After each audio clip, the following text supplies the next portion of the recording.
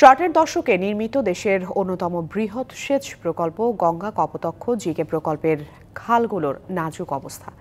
প্রধান সহ শাখা খালগুলোর অনেকাংশই বেদখল হয়ে গেছে। দখলের পাশাপাশি খনন না হওয়ায় ভরাট হয়েছে খাল।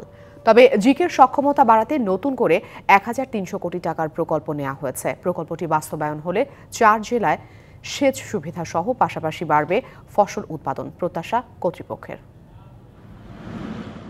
কুষ্টিয়ার ভেড়ামারায় শুরু হওয়া গঙ্গা কপোতাক্ষ সেচ প্রকল্পের প্রধান খালটির দৈর্ঘ্য ১৯৩ কিলোমিটার। পাশাপাশি প্রকল্পের আওতায় আছে ৪৬৭ কিলোমিটারের শাখা খাল। তবে কৃষিকাজ ত্বরান্বিত করতে নেয়া সেচ প্রকল্পের এই খালগুলোর অনেক অংশই দখল করে নির্মাণ করা হয়েছে ঘরবাড়ি সহ বিভিন্ন স্থাপনা।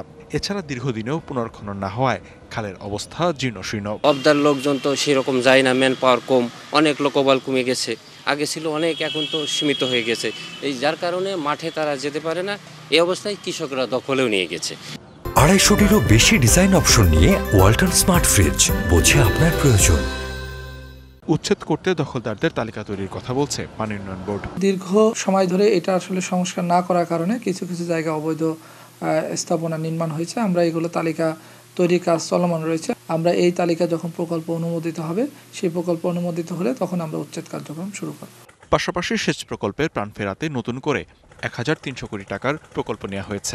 2টি পাম্প স্থাপনের পাশাপাশি বসানো হবে 5টি সাবসিডিয়ারি পাম্প। প্রকল্প চালু রাখা সহ অঞ্চলকে মরুকরণ থেকে বাঁচাতে বিকল্প ব্যবস্থা নেওয়ার কথাও বলছে কর্তৃপক্ষ। সিদ্ধান্ত অনুযায়ী ১৩০০ কোটি টাকার মধ্যে এই ডিপিপিটা বিকাশ করে দেওয়ার জন্য বলছে এবং পাম্প মেইন 2টা মেইন পাম্প এবং 5টা সাবসিডিয়ারি পাম্প প্রাথমিকভাবে আমরা করব। সবচেয়ে ভালো হবে যে পানি ধরে রাখার কোনো ব্যবস্থা করা। তো সে প্রেক্ষিতে গঙ্গা ব্যারেজ নামে একটা প্রকল্প আমাদের নেওয়ার কথা ছিল, হয়তো বিভিন্ন কারণে সম্ভব হয়নি। তবে এটা নিতে পারলে নিঃসন্দেহে অত্র এলাকা এবং আমাদের দেশের জন্য মঙ্গলজনক হবে। জিকে প্রকল্পের আধুনিকায়ন হলে খরাপ্রবণ 4 জেলায় ফসল উৎপাদন বৃদ্ধির পাশাপাশি রোধ করা যাবে পরিবেশ বিপর্যয়ে, এমন আশা সংশ্লিষ্টদের। DBC news desk.